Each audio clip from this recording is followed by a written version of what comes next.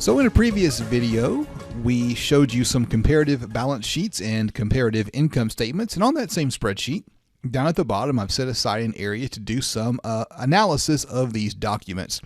Typically, I title this ratio analysis, but the first thing we're going to study is not a ratio. The first thing we're going to study is a thing called the net working capital. I've got some PowerPoint slides that actually came with a textbook. Let me pop those onto the screen real quick and take a look at the net working capital, NWC. It's current assets minus current liabilities. And the net working capital is just a tool that you use to get an idea of if you have enough money to cover your obligations during the next financial cycle, during the next accounting year. So current assets are going to be turned into cash. Current liabilities are things you have to pay off with cash in the next accounting period. So this is a way of just trying to understand if you've actually got enough cash on hand to meet your obligations, or if you have the ability to get your hands on enough cash to meet your obligations. It's important to remember that when you're running a business, cash is king. Your cash flow is probably the most important thing to remember in household finance, in personal finance, in business finance. Having cash on hand to meet obligations is really important.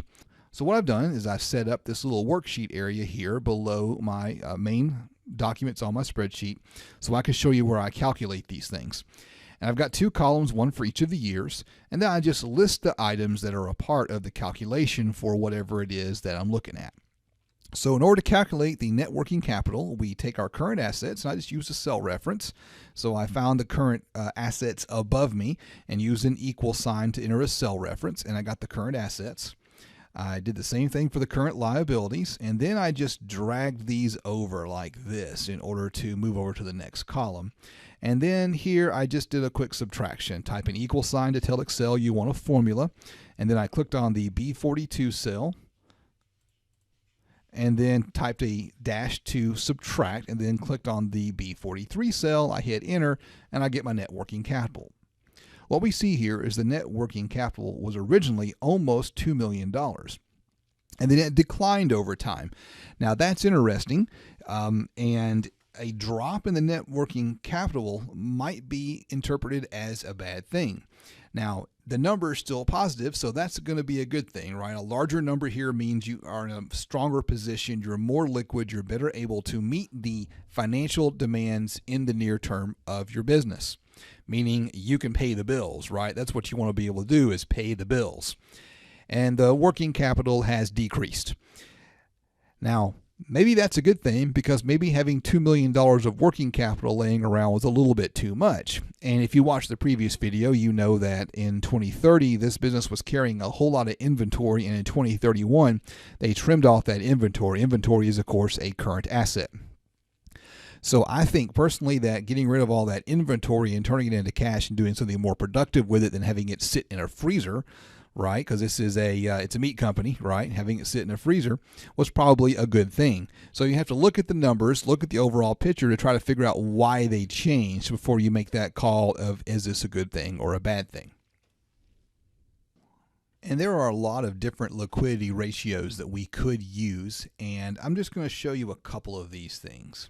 The very first one is a thing called the current ratio. So the current ratio is basically the same thing as your net working capital, only instead of subtracting to get an idea of how much actual money you've got on hand, you're going to divide. You're going to take your current assets and divide it by the current liabilities. And what I want to point out here is that a lot of times these financial ratios have names that are very self-explanatory. The current ratio is the current assets divided by the current liabilities. That's pretty straightforward, right? So it's an easy one to remember, not hard to memorize. So again, let's go back to our spreadsheet, and I have this all broken down, and I'm going to start off with a section on my liquidity ratio. So liquidity is a way of understanding our ability to meet our near-term obligations. A business needs to be liquid. Liquidity is a top priority. In fact, there are three things you need to have a successful business from a financial standpoint. The first thing is profit. A business needs to be profitable. The second thing is a business needs to be liquid. It has to have enough cash on hand to operate. And the third thing is it has to be solvent. You got to have these three things. If you're not these three things, it's hard to call the business a success. Of these three things, liquidity is the most important for your most urgent needs. And what do I mean by that? I mean, you can be unprofitable and you can be insolvent, and if you're liquid, you can still live to fight another day. So liquidity is of strategic importance. So the liquidity, the first thing we're going to do is the current ratio. The current ratio is very similar to the net working capital. It's the current assets divided by the current liabilities. There's the formula in the spreadsheet. It's just equals cell B48 / B49, and that gives me a ratio. And what this basically tells us, if that number is bigger than 1, then I have more current assets than liabilities, and that's a good thing. You don't want this number to be less than 1. If this number is less than 1, then your working capital is negative. The second thing is you want this number to be as large as possible, as large as is reasonably possible. It's possible for it to be too large, and you've got to kind of dig into why. For example, if you have a ton of cash just laying around, maybe you should be putting that cash to work instead of just holding on to it as cash. And so if you're just holding cash, you've got to have a reason. So here we basically have $1.43 worth of assets for every dollar in liabilities.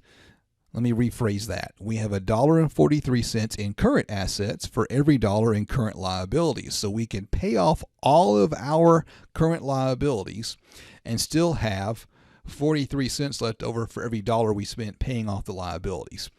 Then that changed and it became 1.07. So it's bigger than 1. So that's going to be good news. But now we only have $1.07 worth of assets for every dollar of liabilities. Let me correct myself. We only have $1.07 of current assets for every current liability. So our cash flow situation, our liquidity, has gotten a lot tighter over time.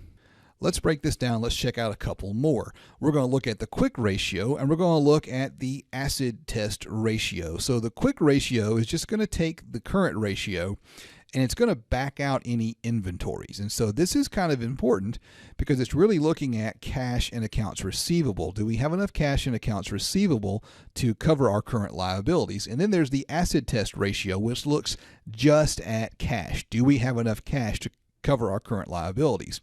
And as we kind of work our way down through these things, the thing on the top of the fraction is getting smaller each time, which means these ratios are going to get smaller each time, which means we're getting to a more refined way of telling how good we are at being liquid. And by refined, I don't mean like we're getting more accurate or we're getting fancier. I mean, we're getting down to the nitty gritty. Can we survive in this business? Let's take a look at the numbers. All right, so current assets, and I just brought the current assets here, and I just brought the inventories into a space so I can make a calculation, and a current liabilities, and then I just made the calculation here. It's B52 minus B53, which is the current assets minus the inventories, all that divided by the current liabilities. Hit enter, you get a number 0.19. Now this number 0.19 is smaller than the 1.43 we got with the current ratio. It's supposed to be smaller. As you progress through these three liquidity ratios, the numbers get smaller every time. Now, earlier I said that we want our current ratio to definitely be bigger than 1. So if our quick ratio is 1, that's probably a pretty good thing from a standpoint of the strength of the position that we're in. But I'm not going to sit here and say it has to be greater than 1. Because really in this particular case, we're down to asking, do we have enough cash and accounts receivables to cover all of our liabilities? Kind of if we didn't sell anything whatsoever, could we cover our current liabilities? And the answer to that question is absolutely not, because this ratio is less than 1. So this is basically saying that if we just relied on our cash position and our receivables, that we're basically going to come up 81 cents on the dollar short in covering our current liabilities, which means things might be pretty tight if we had to liquidate things quickly. And what I want to point out here is we went from 0.19 to 0.36. So on this measure, we improved, right? Over time, this got better. As we move down the spreadsheet, the numbers are going to have to get smaller. These ratios here, and here are going to have to get smaller, but we see the current ratio didn't improve. The quick ratio improved, right? Moving on to the acid test ratio, which is just the cash divided by the current liabilities, and we get a number of 0.02, basically saying if we were just relying on our cash on hand in our current assets section of our balance sheet, we're going to be 98 cents per dollar short of coming up with the money we need to hit our current liabilities, which is probably not comfortable, but it's not necessarily a bad thing, because we would only be doing that in the most dire of circumstances. And what I want to point out is over time, that has improved. We've increased our cash position. We've decreased our liabilities. Do you see that? They were 4.5. Now they're just shy of 4. Cash was 86,000. Now it's $250,000. So we have less current liabilities and more cash.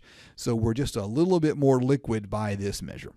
And that right there is our liquidity ratios and our net working capital. So we can use all of these things as a tool to see how we're doing as far as staying liquid and becoming more liquid over time.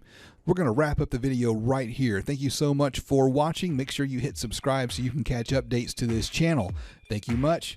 We'll see you next time.